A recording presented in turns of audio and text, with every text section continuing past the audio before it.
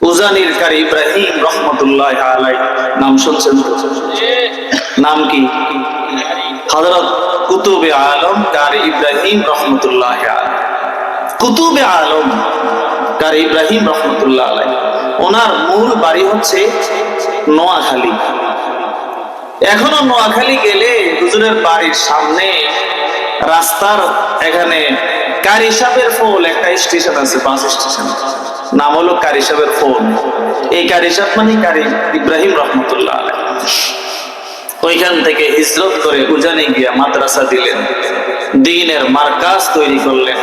কুতুবে আলম যেই জায়গায় মাদ্রাসা দিয়েছেন ওই জায়গাটা ছিল বন জংলা। বন জংলা ছিল, ছোট্ট একটা মাদ্রাসা দিছেন, ছোট ছোট ছেলেরা লেখাপড়া করে। হুজুর মাঝে মধ্যে সেই নোয়াখালী থেকে সেখানে মাদ্রাসা দেখতে যাইতেন। মাদ্রাসা যে জায়গাতে ছিল বন জংলা এলাকা, হিংস্র প্রাণীরা সেখানে বসবাস করত। একবার হুজুর যাওয়ার পরে মাদ্রাসার ওস্তাদরা শিকায়েত করলো যে হুজুর, রাত্রবেলায় এখানে ছাত্ররা ভয় পায়। কি ভয় পায়? বলে যে মাদ্রাসার ছোট ছোট ছাত্ররা বাঘে এসে এদেরকে ভয় দেখায়, ভাল্লুকে ভয় দেখায়, বানর এসে ডিস্টার্ব করে, সাপ বিচ্ছু। কারি সাহেবের কাছে অভিযোগ করলো। কার কাছে? জোরে বলেন। আচ্ছা, কারি সাহেবের কাছে বন জংলার বাঘ ভাল্লুকের অভিযোগ করছে। কারি সাহেব রহমতুল্লাহ আলাই কি বললেন? তিনি বললেন যে আচ্ছা ঠিক আছে, আমি দেখতেছি। দুনিয়ার মানুষ তো মানুষের বাদশাহী করে, আর যারা মানুষের বাদশাহী করে, মানুষের মন জুগাইয়া চলে, ওই মানুষগুলো একসময় ওই বাদশার বিরোধিতা করে, বাদশার বিরুদ্ধে মিছিল দেয়, ঠিক কিনা? তাদের স্বার্থে যখন আঘাত আসে, যে বাদশা তাদেরকে লালন পালন করে, ওই বাদশার বিরুদ্ধে কথা বলা শুরু করে যখন স্বার্থে আঘাত আসে। আর যারা শুধু মানুষের বাদশাহী করে না, গোটা দুনিয়ার বাদশাহী করে, সারা দুনিয়া পরিবর্তন হয়ে গেলেও ওরা কখনো আল্লাহর একটা হুকুমের বিরোধিতা করতে পারে না। এদের নাম হাকিকি বাদশা। কারি ইব্রাহিম রহমতুল্লাহ আলাই যখন অভিযোগ দিছে মাদ্রাসার হুজুররা যে ছাত্রদেরকে এই জংলার প্রাণীরা হিংস্ররা এসে ডিস্টার্ব করে রাত্রবেলা, আল্লাহর বান্দা কি বলতেছে জানেন?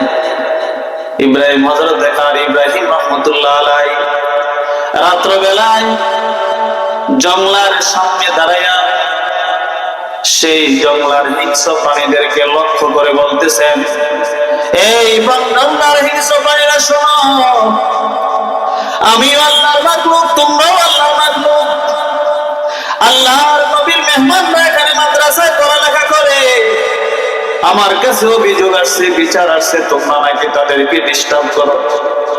আমি ইব্রাহিম বলতেছি, আজকের একটা রাত্র তোমাদেরকে সময় দিলাম, আগামী দিন ফজরের আগে আগে এই বন জংলার ভিতরে যত হিংস্র প্রাণীরা তোমরা আছো, সবাই এই বন জংলা থেকে অন্যত্রে চলে যাও, আমার মাদ্রাসার মেহমানদের যাতে কোনো কষ্ট না হয়।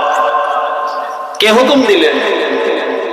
একজন বাদশা হুকুম দিলেন, দুনিয়ার বাদশা না, আধ্যাত্মিক জগতের বাদশা, আধ্যাত্মিক জগতের সম্রাট কুতুবে আলম বন জংলার হিংস্র প্রাণীদেরকে হুকুম দিলেন।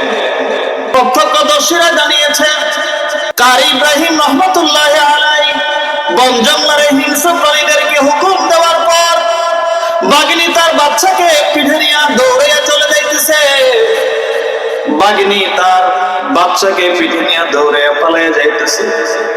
শিকাল চলে যাইতেছে, বিড়াল চলে যাইতেছে, বন ভাল্লুক চলে যাইতেছে, বাঘ চলে যাইতেছে, সাপ চলে যাইতেছে।